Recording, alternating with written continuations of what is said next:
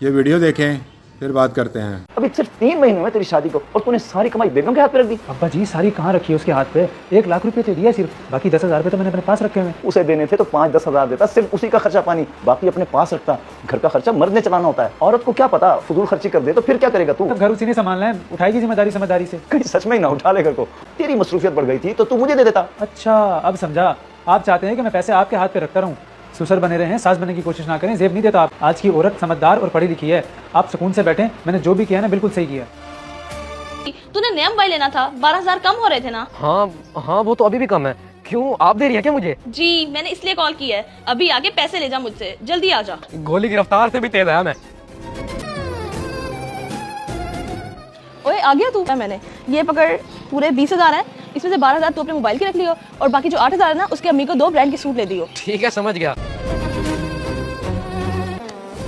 ले बेटा, बीवी तेरी पूरी समझदारी से पैसे खर्च कर रही है तेरे। ये सब क्या है? कुछ खरीद के आई हो क्या? सिर्फ कुछ नहीं अंकल, बहुत कुछ खरीद के आई हूँ, बहुत कुछ। और पैसे भी ज्यादा खर्च नहीं किए, सिर्फ और सिर्फ 40,000 खर्च किए हैं। अच्छा आप आए, मैं आपको सारी शॉपिंग दिखाती हूँ। आयशा वो पैसे तो उठा दो मुझे। पैसे जी मैं अभी ला देती हूँ। असल झटका तो बेटा अब लगने वाला है तुझे। ये लो फरहान पैसे।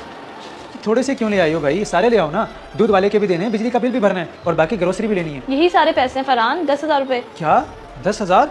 बाकी के 90,000 कहाँ गए? आपने खुद ही तो कहा था जो भी जरूरत हो पूरी कर लेना। आपके और अंकल के लिए गर्मियों के सूट्स लिए, अपनी बहुत सारी शॉपिंग की, पार्लर गई, जुनैद को जरूरत थी 12,000 उसको दिए, अम्मी को 2 सूट्स के लिए 8,000 दिए। आपकी तरफ से बहुत दुआएं देनी थी वो आपको। सही किया ना मैंने? हाँ बहुत अच्छा किया तुमने, बहुत अच्छा, वेरी गुड वेरी गुड।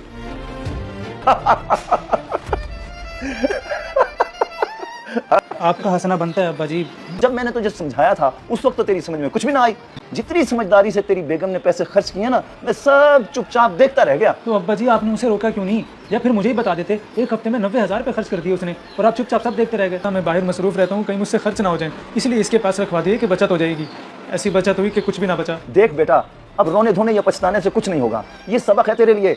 मर्द को हमेशा पैसा अपने हाथ में रखना चाहिए, औरत के हाथ में नहीं। बल्कि उसको तो बताना ही नहीं चाहिए कि तुम कितना कमा रहे हो। जिस दिन बता दिया या पैसे उसके हाथ पे रख दिए तो फिर कम अकल औरत ऐसे ही फजूल खर्ची शुरू करती है जैसे तेरी बेगम ने किया। तुझे तो ये चाहिए था कि तू उसे सिर्फ उतने पैसे देता जितनी उसकी जरूरत थी, या फिर जो महाना जेब खर्च था वो। अभी उसके अंदर इतनी अकल नहीं थी कि वो पैसे को संभाल के रखे, और तूने सारे पैसे उसके हाथ पे रख दिए और ये भी कह दिया कि जो भी जरूरत हो पूरी कर लेना। तो बस पूरी करनी उसने अपनी जरूरत। जी बस भी करें, एक बार गलती हो जाने से बंदा बेवकूफ़ नहीं हो जाता।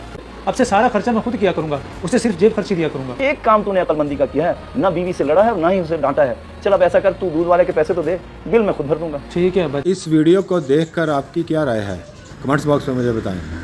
जज़ाकल्लाह।